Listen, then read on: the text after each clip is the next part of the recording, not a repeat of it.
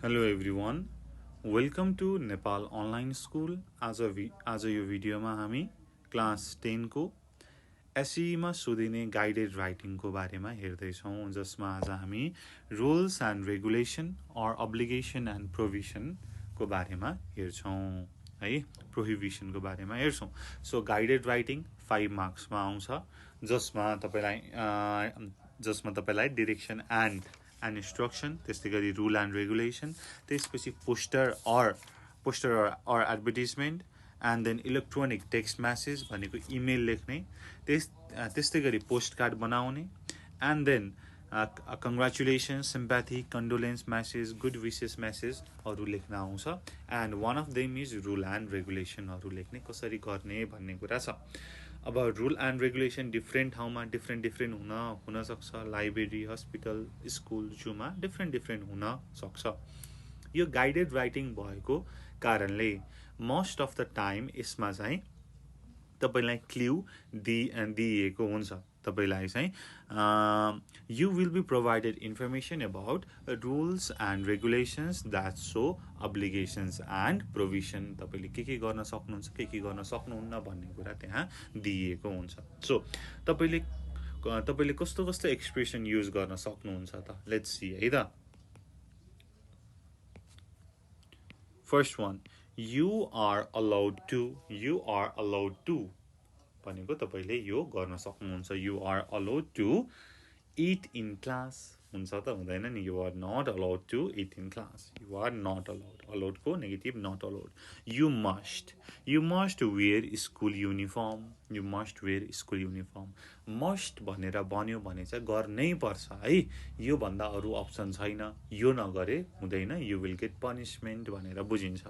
You can भनेको तपाईले चाहिँ गर्न सक्नुहुन्छ भनेको, you can bring mobile phones to school, mobile phone स्कुलमा ल्याउन सक्नुहुन्छ। त्यस्तो यदि रुल छ भनेदेखि, तर ल्याउनै पर्छ भन्ने कुरा हो त होइन। You must bring cellphones in A school भन्ने कुरा हुन्छ त, हुँदैन नि। क्यान भनेपछि ल्याउन पनि सक्नुहुन्छ, नल्याउन पनि सक्नुहुन्छ, इट्स अप टु यु है, त्यो तपाईँको चोइस भयो। यहाँ चाहिँ फ्लेक्सिबिलिटी भयो। You can not drink or you cannot eat junk food in school premises भनेर भन्न सक्नुभयो। You should obey school rules, you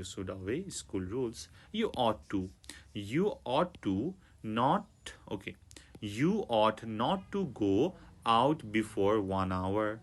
You should not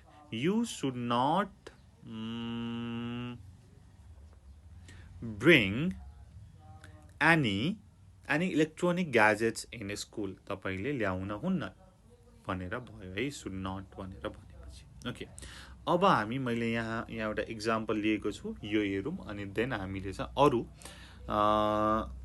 हाम्रो क्वेसनहरू छ त्यसलाई हामी सल्भ गर्छौँ है त। 1 number, write a set of 5 rules and regulations to be followed in school by the students using clues given below. Clue दिएको हुन्छ, त्यो हेरेर तपाईले चाहिँ 5 सेट अफ रुल, 5 वटा रुलहरू लेख्नु पर्यो। हेरौँ है, यहाँ एराइभल टाइम दिएको छ 9:30 मा आउनु पर्यो भन्ने कुरा छ। त्यसपछि school wear uniform, school uniform लगाउनु पर्यो, आउटड्रेसहरू लगाउन पाइँदैन भन्ने कुरा गर्नु पर्यो। ओबे टिचर्स, टिचरले भनेको कुरा मान्नु पर्यो, टिचरले भनेको कुरा मान्नु भएन भनेदेखि देयर विल बी कन्सिक्वेन्सेस भनेर भन्नु पर्यो। डु नट फाइट, झगडा त गर्नु नै भएन, झगडा गर्यो भनेदेखि तपाईलाई चाहिँ सस्पेन्ड गरिनेछ भनेर तपाईले लेख्न सक्नुहुन्छ है। प्रिजर्भ स्कुल प्रोपर्टी, स्कुल प्रोपर्टीलाई ड्यामेज गर्नु भएन। यदि तपाईले चाहिँ त्यसलाई चाहिँ स्पोइल गर्नुभयो, बिगार्नु भयो भनेदेखि तपाईँ नै रेस्पोन्सिबल हुनुहुन्छ भन्ने कुराहरू गर्नु पर्यो। जस्ट तपाईले चाहिँ यसमा चाहिँ अब यहाँ चाहिँ एराइभल टाइम 9:30 भनेर छ। So all students must arrive school at 9:30 मात्रै लेखेर भएन यसलाई चाहिँ अझै तपाईले मिलाउनु पर्यो है स्कुल प्रेमिस भित्र 39 बजे छिर्नु पर्यो हैन भनेदेखि गेट बन्द हुन्छ तपाई चाहिँ भित्र आउन सक्नुहुन्न भनेर यसरी तपाईले अलिकति बढाएर भन्नु पर्यो बट नट वेग रूपमा है थोरै यसलाई एक्सप्लेन गर्नु पर्यो ओके लेट्स सी है यहाँ तल मैले एउटा एक्जाम्पल लिएको छु Mount Everest English school rules and regulations for students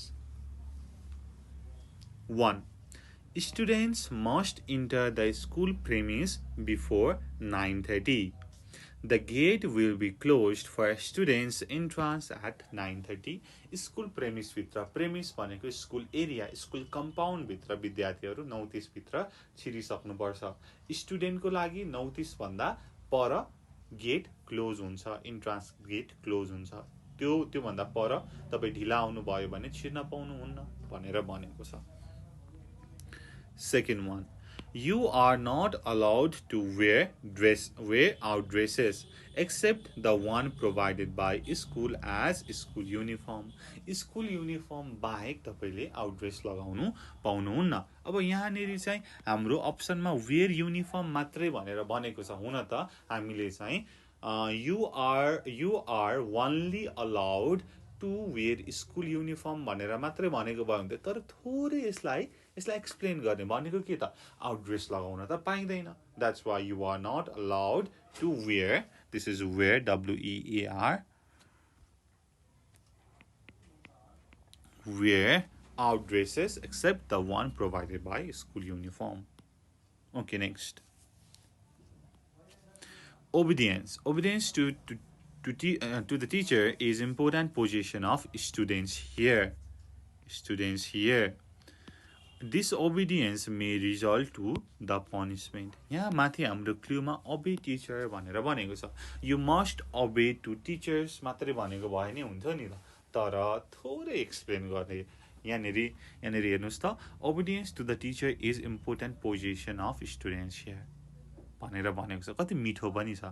Disobedience may result to punishment. यदि तपाईले obey गर्नु भएन भनेदेखि it will result in punishment. तपाईलाई चाहिँ punishment मिल्छ भनेर भन्ने.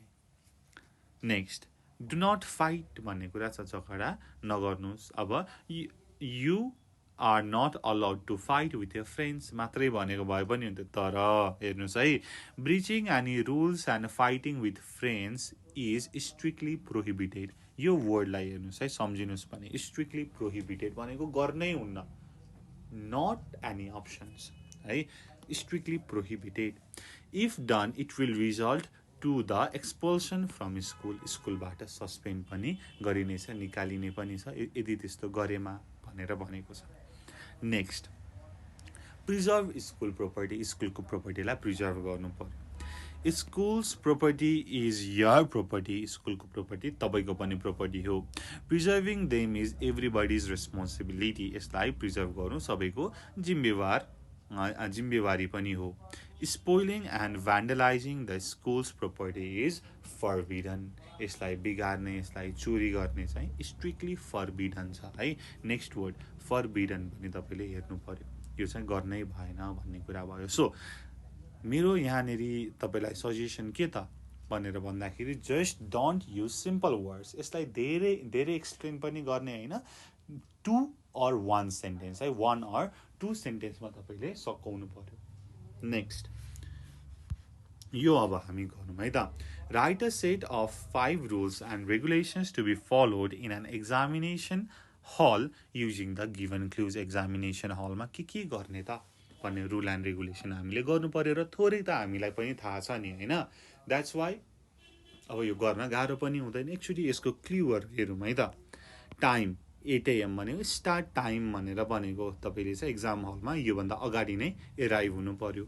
एडमिट कार्ड के त एडमिट कार्ड त कम्पलसरी नै छ भनेपछि यहाँ चाहिँ तपाईले यदि तपाईले एडमिट कार्ड ल्याउनु भएन भने तपाईले चाहिँ एक्जाम दिन पाउनुहुन्न भन्ने कुरा पनि गर्नु पर्यो.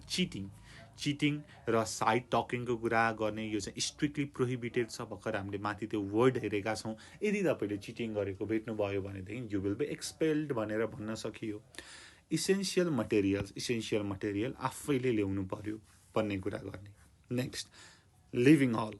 1 घण्टा अगाडि तपाईले छोडेर जान पाउनुहुन्न भन्ने कुरा गर्ने है।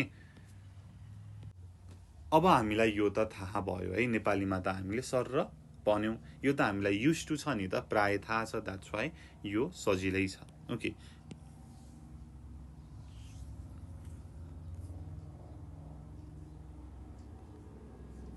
okay.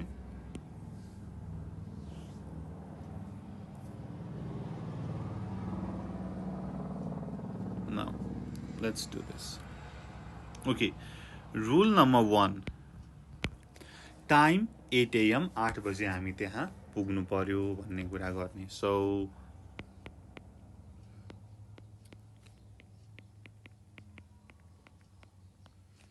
you are supposed to arrive in your exam hall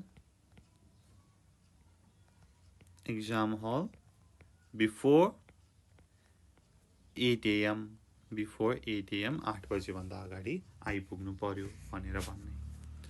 2. Admit card त हुनै पर्यो भन्ने कुरा छ। यदि एडमिट कार्ड भएन भने तपाईलाई एक्जाम दिन लगाइने छैन। So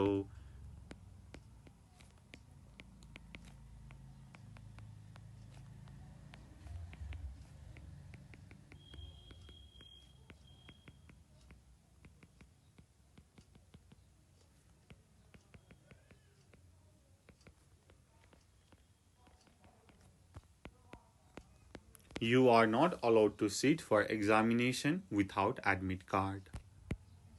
3.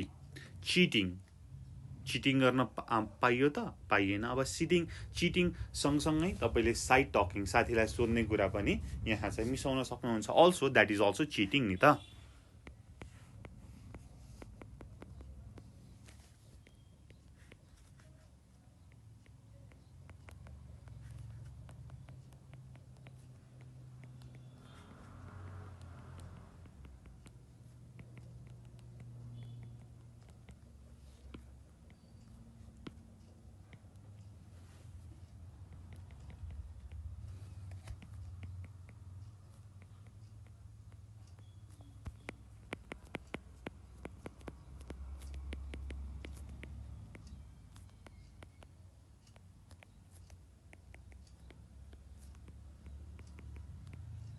Okay.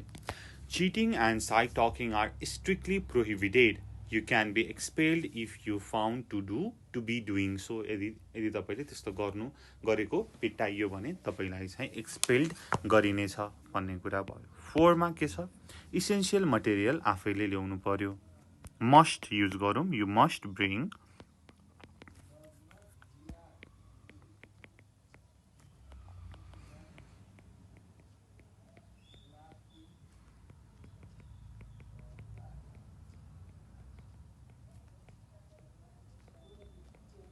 You must bring all necessary stationaries yourself. Living hall हल छोड्ने है, कति अगाडि छोड्न पाइएन त? फर्स्ट बेल भन्दा अगाडि छोड्न पाइएन। So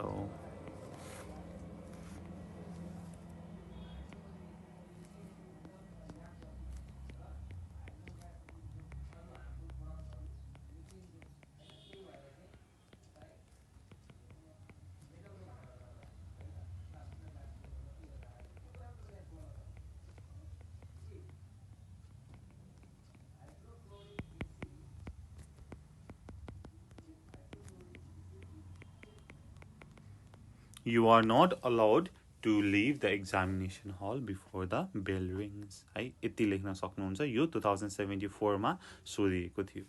Next, complete the following set of rules and regulations for the library in full sentences. So library मा के तपाईले चाहिँ रुलहरु मान्नु पर्छ त भन्ने कुरा हेरौँ है त। Okay, let's do it. First मा चाहिँ मेम्बरशिप हुनुपर्छ। मेम्बरशिप भएकोले मात्रै लाइब्रेरीको फ्यासिलिटीहरु युज गर्न सक्छ भन्ने। भ्यालिडिटी, अब त्यो जुन मेम्बरशिप छ त्यसको पनि भ्यालिडिटी चाहियो हैन, भ्यालिड हुनु पर्यो। नेक्स्ट, इश्युइङ बुक चाहिँ कसलाई मात्रै इश्यू गर्न मिल्छ त? मेम्बरलाई मात्रै मिल्छ। देन तपाईले चाहिँ 2टा बुक एट अ टाइम लिन मिल्छ, 3टा बुक एट अ टाइम लिन मिल्छ। फाइन्स भनेर छ, तपाईले चाहिँ बरो गरेको बुक यदि 15 डेज भित्र अथवा 20 डेज भित्र फिर्ता गर्नु भएन भने तपाईलाई पर डे 20 रुपैयाँको फाइन लाग्छ भन्ने कुरा गर्ने। अनि अब लाइब्रेरीमा हल्ला गर्नु भएन, and then side talking and इटिङहरू गर्न भएन भन्ने कुराहरू पनि गर्न सकियो है त। Okay, let's see. Only members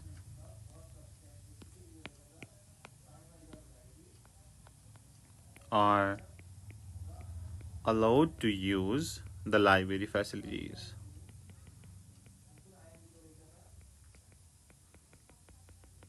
Only members are allowed to use library facilities. 2. Validity भन्ने कुरा गरिएको छ। अब भ्यालिडिटी को लागि अब तपाईले मेम्बरशिप कार्ड चाहिँ 2 वर्षको लागि भ्यालिड हुन्छ भनेर पनि भन्न सकियो है।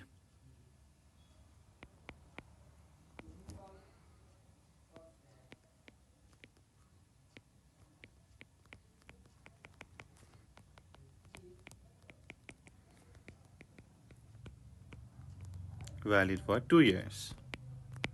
अब issuing books छ, so you can borrow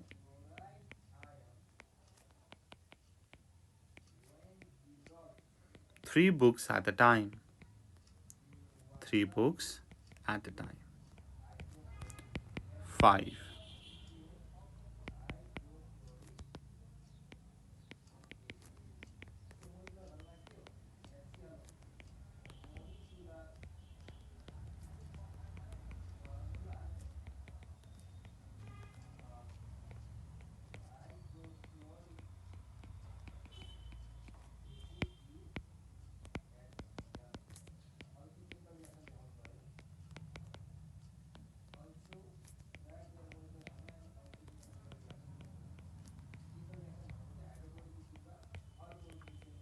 You ought to return borrowed books in 20 days.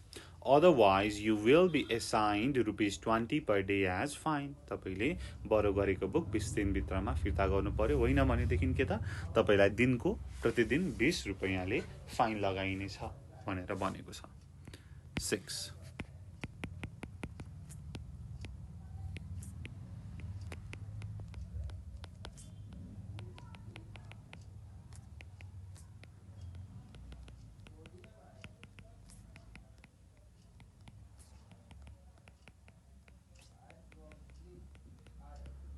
It is responsibility to maintain peace in the library. It is your responsibility. तपाईको जिम्मेवारी हो लाइब्रेरी शान्त बनाउनको लागि भनेर भनिएको छ। यसै गरी तपाईले अरु रुलहरु पनि लेख्न सक्नुहुन्छ, तर not more than 7 or 6 है। 6 वटा 7 वटा भन्दा बढी लेख्नु पनि पर्दैन, किनकि यो चाहिँ जस्ट 5 मार्क्स को हो। अनि तपाईलाई चाहिँ एउटा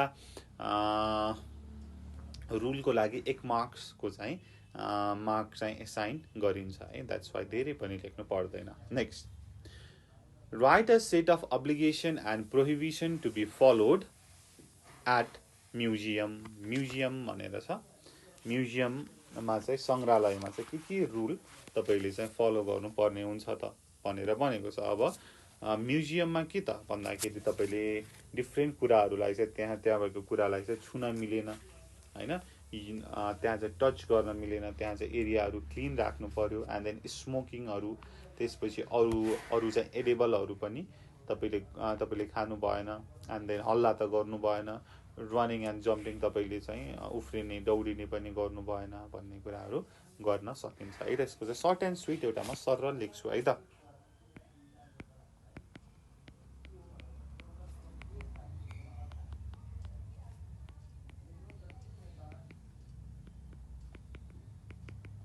No one is allowed to touch things.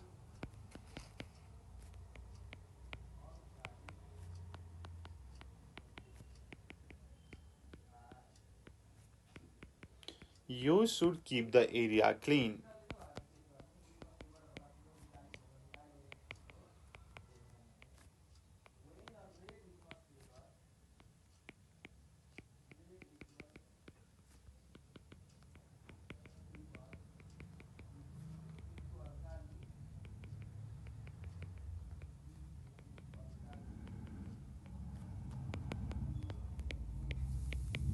Any edibles and smoking is strictly prohibited inside the hall.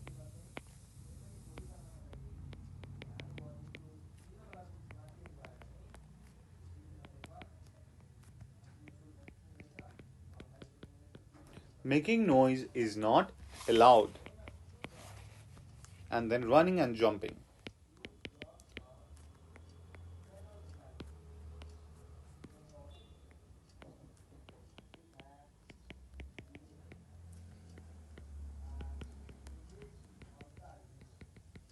Running and jumping are prohibited भनेर भयो है.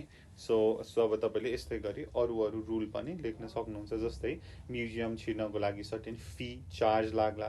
द्याट्स वाइ तपाईले चाहिँ अब adults have to pay ₹30 and children above 10 have to pay 5 for the entrance भनेर भन्न सक्नुहुन्छ. र तपाईले चाहिँ म्युजियमहरुमा देख्नु भएको होला अब टेकिङ फोटोज हैन, फोटो चाहिँ खिच्नको लागि चाहिँ प्रतिबन्ध गरिएको हुन्छ भनेको.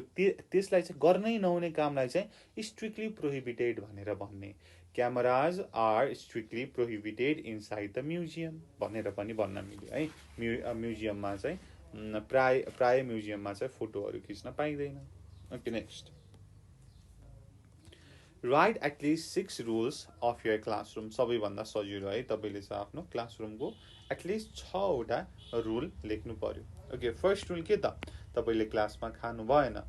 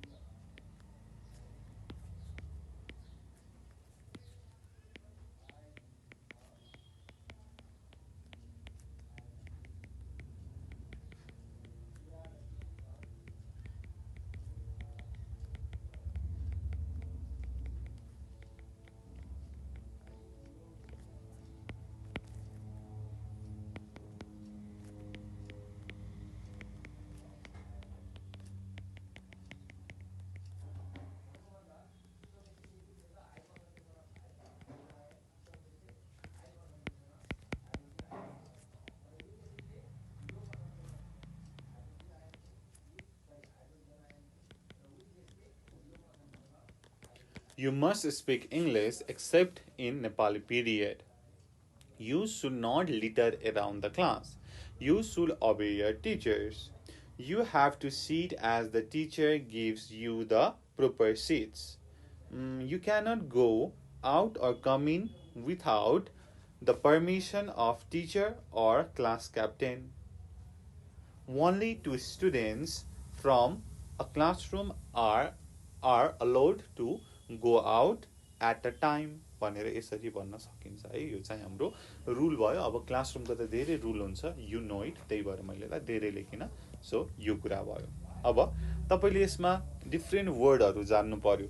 Strictly prohibited, forbidden, vandalizing, spoiling भयो.